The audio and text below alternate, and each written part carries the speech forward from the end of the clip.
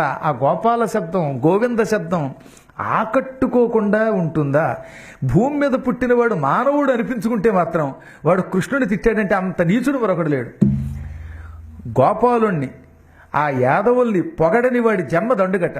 అసలు యాదవులు అనే శబ్దం వింటేనే శరీరం ఎంత ఆనందం పొందుతుందంటే, ఆ యాదవాయ మాధవాయ అంటూ ఉంటే మనం ఏ జన్మలో ఏ పుణ్యం చేసుకున్నామో ఆ రూపంలో కృష్ణుడు పుట్టాడనమాట.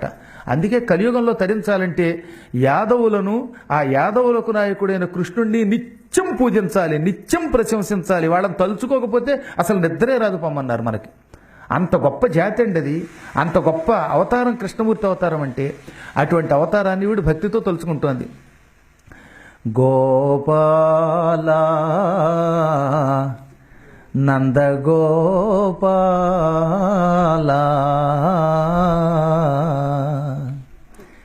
ఎన్నాళ్ళని నా కన్నులు కాయగా ఎదురు చూతురా గోపాల, ఎన్నాళ్ళని నా కన్నులు కాయగా ఎదురు చూతురా గోపాల, ఎంత పిల్లచినా ఎంత వేడినా ఈనాటికి దయరాదేలా, ఎంత పిల్లచినా ఎంత వేడినా ఈనాటికి దయరాదేలా గోపాల.